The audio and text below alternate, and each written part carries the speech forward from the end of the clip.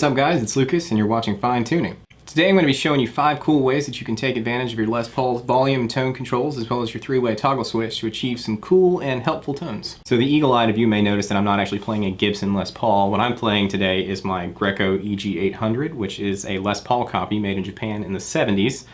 But it's pretty close to a Les Paul, and most of these tips are going to apply to anything kind of in the Les Paul archetype. So the standard Les Paul or Les Paul type guitar is going to have 2 pickups. You're going to have a neck pickup and a bridge pickup.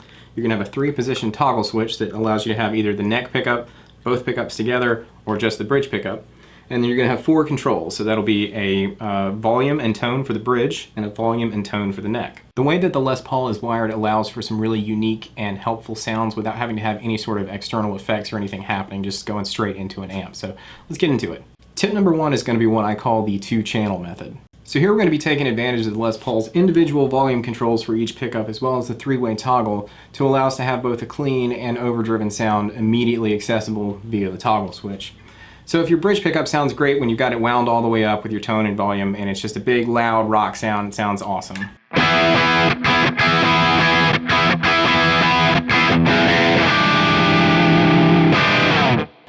That's a great sound. However, sometimes in the middle of a song, you might also need a clean sound and you might need to go back and forth between those two.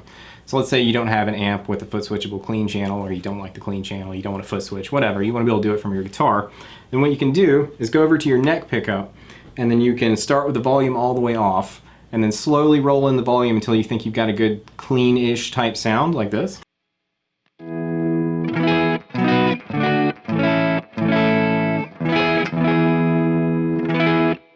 So once you've got a good clean sound dialed in, then you can go ahead and wind your bridge pickup back up. And then when you're on your bridge pickup, you're in kind of dirty, overdriven chorus mode.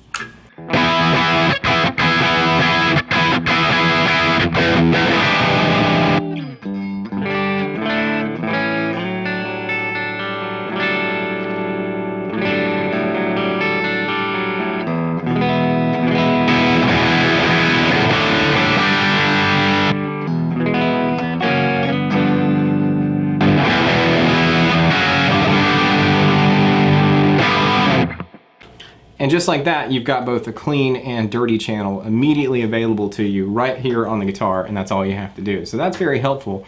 You can hear Jimmy Page do this in Ramble On as well as a lot of other stuff. But in Ramble On, if you watch Jimmy Page live, a lot of times you'll see him flip to the neck pickup and he'll have a kind of clean sound, and then he'll just, without messing with the knobs, he'll just flick the switch down to the bridge for the chorus, and then you get that big, loud, Ramble On chorus sound. Tip number 2 is going to be what I call the 3-channel method. So as you might imagine, this is building off the 2-channel method.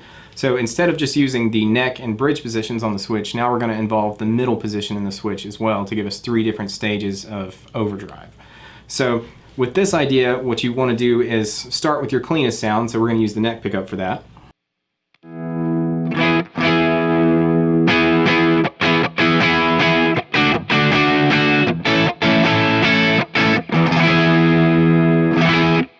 So that's a little bit more dirty than the clean sound that we had before, but it's still clean-ish.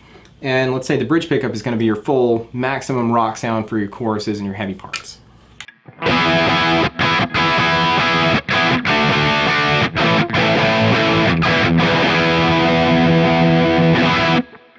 So now you kind of have the 2-channel method. So what happens when you go to the middle position is you're going to be involving both pickups. One of them is turned down, and so you're kind of getting not as much as the full open bridge pickup, but more than just the neck pickup by itself. So we'll go neck, both, and then the bridge.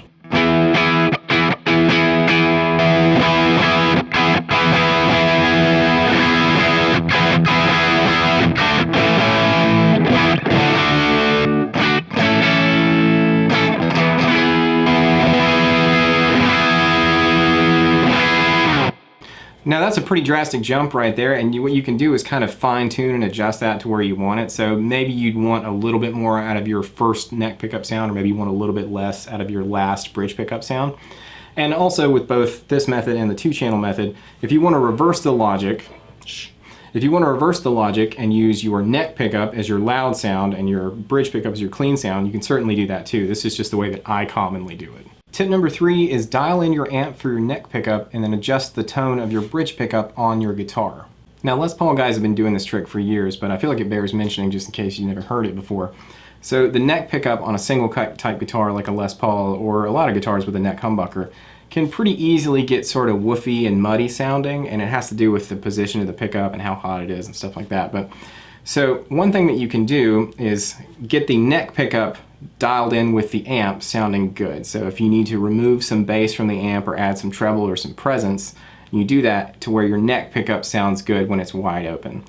However, often when you do that, depending on what kind of pickups you've got, your bridge pickup now with that same tone setting might sound kind of shrill or ice picky. So what you do in that case is just kind of preset your bridge tone control to be a little bit lower to kind of round off some of that ice picky top end. So if we have a great neck pickup sound like this,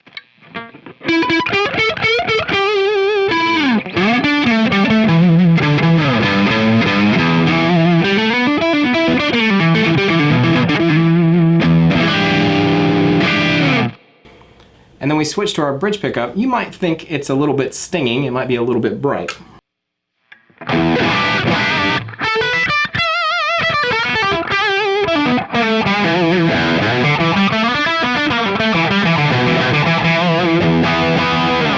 So to address that problem, you can just roll your tone back just a little bit at a time until you feel like you've just rolled enough of that top end off to kind of sweeten it up a little bit, and then you have a nice balance right out of the gate.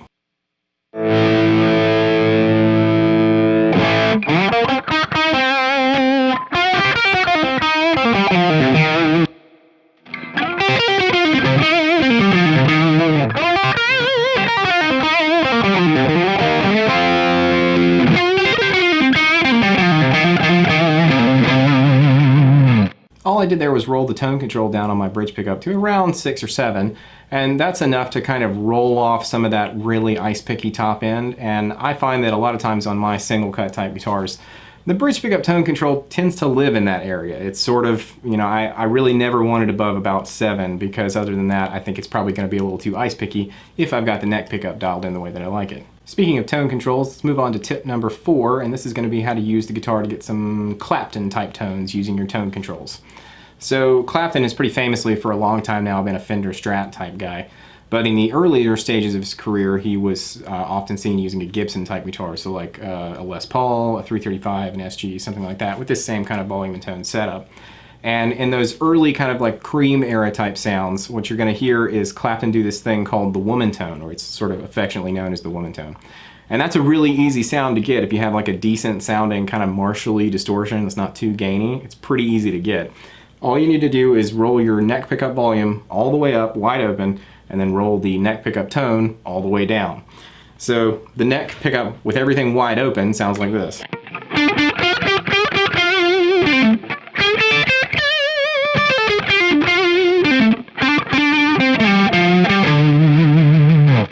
Now that's a great sound. It's nice and, you know, perky, and you can hear every note really, really clearly. But if you want that kind of sweet, whiny sound that comes, that is, you know, the woman tone, just roll the neck pickup tone all the way down, and then you get this.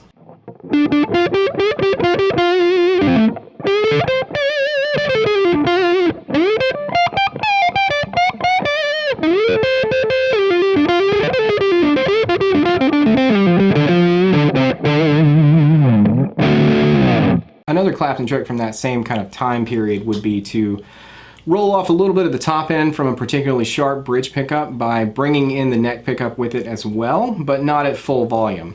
So you would have the bridge pickup running wide open like this, which is a great rock sound, but it might be a little too stinging for some of the more subtle Clapton type sounds. So then what he would do is he would take his neck pickup and have the tone all the way up and roll the volume into, you know, around 5 or so, and then put it in the middle position, so you're getting like full bridge pickup and about half neck pickup, and that sounds like this.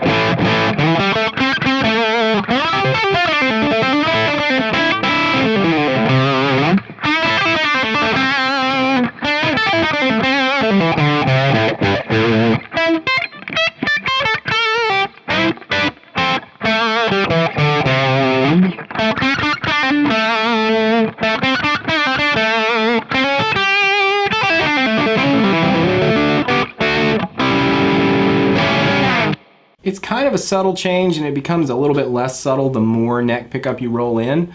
But also, one of the things that happens is when you have both of those pickups on together, there's a kind of little bit of like honky clucky thing that starts to happen, and the more you roll in the neck pickup, the more noticeable it is. But you can kind of find that sweet spot where you're just like altering the sound of the bridge pickup a little bit, making it a little bit nicer to the ear, not quite as sizzly, but without going to full neck pickup sound. And last but not least, tip number 5 is going to be what I call toggle switch gating. So this is a neat little trick that's been around for a really long time. You can hear it as early as like Billy Gibbons and Ace Frehley, and then Van Halen and on like Van Halen 1. But then later it was really like used heavily by Tom Morello from Rage Against the Machine and Audioslave. So toggle switch gating is really simple to do. It just takes a little practice to understand how it works. So what you want to do is have one of your pickups, in this case I'm going to use my bridge pickup, wide open. So that sounds like this.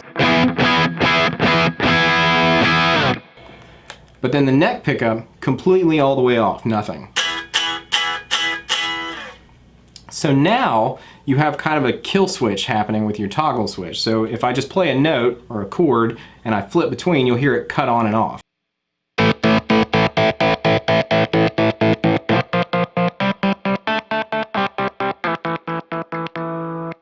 And like I said, you hear this early with guys like Ace Frehley. They would do that kind of.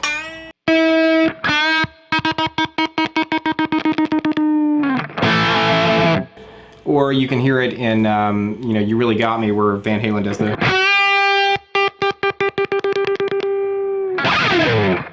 Right, so that's an example of kind of using it as a stuttery effect. But then later you're going to see guys like Tom Morello do this thing where they almost use it in place of picking, and it kind of becomes this really interesting rhythmic idea, which I think is awesome. So you'll hear that in like Know Your Enemy from Rage Against the Machine is a good example.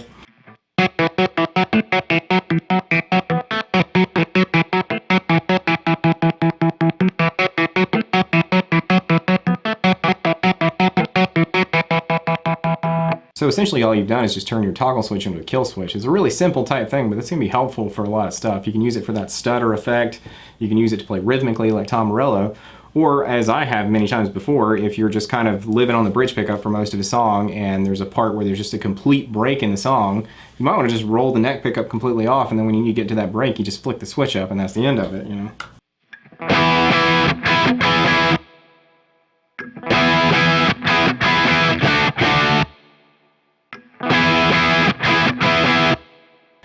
And sort of the benefit to that is that you don't have to reach down and grab a volume control, and there's not going to be any background noise or anything like that. It'll just shut it up immediately. Alright, well there's 5 tips on how to use your Les Paul's volume and tone controls to get a plethora of different sounds without ever having to change your amp or step on any effects or anything. I hope this has been helpful, entertaining, and informative, and if you like this video, please feel free to leave a comment below, leave a like or subscribe to the channel, or if you'd like to support me directly, you can go down to the description and you can buy me a coffee or become a patron. Any of those things are helpful, and until next time, I'll catch you later.